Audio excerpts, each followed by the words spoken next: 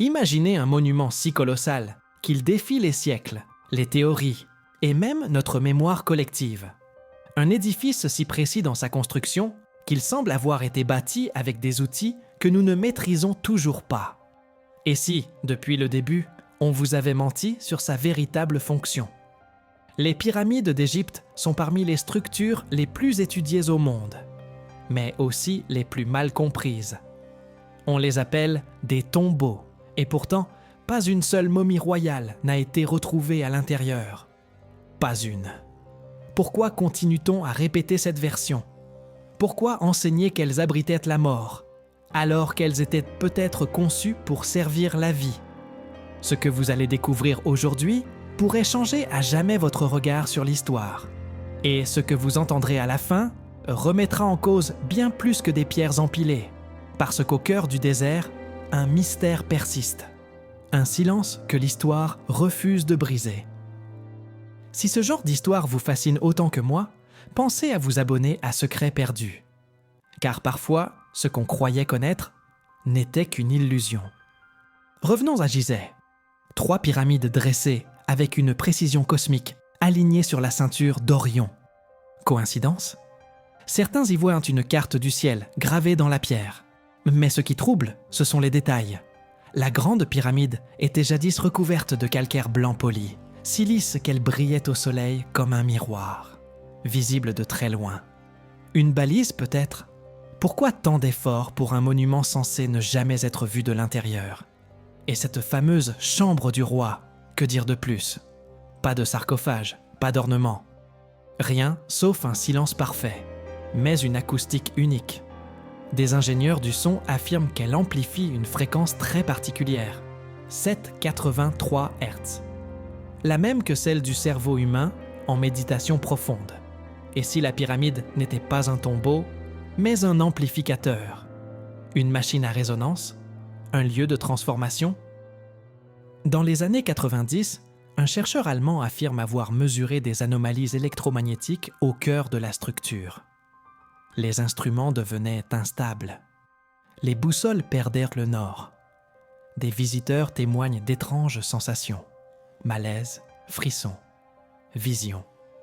Et ce n'était que le début, car les explorations récentes révèlent l'existence de cavités secrètes, scellées, invisibles depuis l'extérieur. Des conduits jamais cartographiés, et dont certains restent inaccessibles. Pourquoi? Que contient ce cœur de pierre que l'on refuse de sonder? Et ce n'est pas tout. Des anomalies thermiques ont été enregistrées, des zones où la température fluctue sans explication. Et puis, sous la surface, on découvre que les blocs ne reposent pas directement sur le sable, mais sur des vides d'air agencés comme un coussin. Un système souple, capable d'absorber les secousses. Un dispositif antisismique, il y a 4500 ans?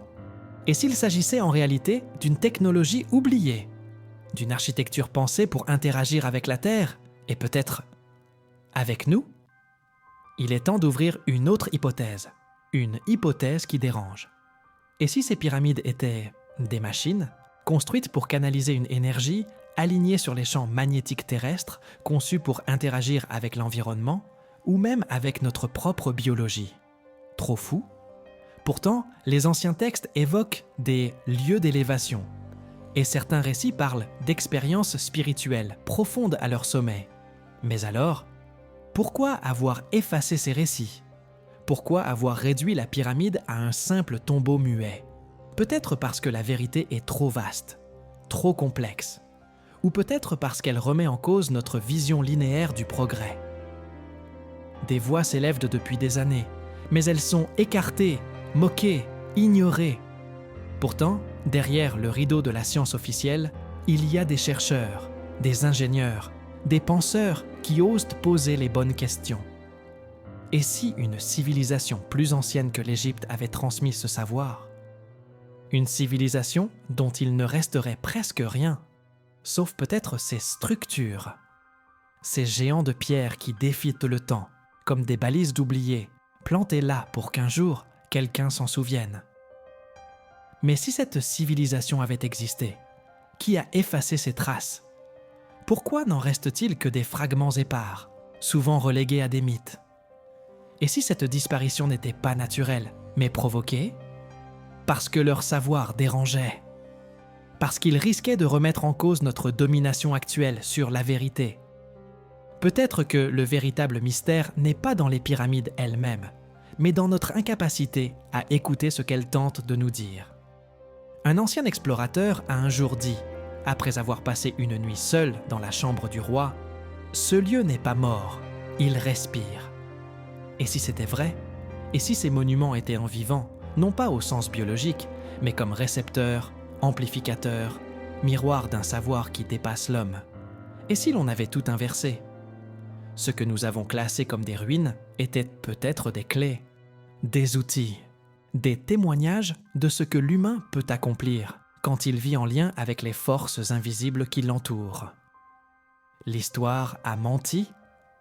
Ou peut-être a-t-elle eu peur? Car si les pyramides ne contenaient pas la mort, alors elles contenaient peut-être un secret encore plus grand. Une force, une mémoire, une promesse. Et vous, que pensez-vous de tout ça? Est-il temps de réécrire notre passé ou simplement de commencer à l'écouter?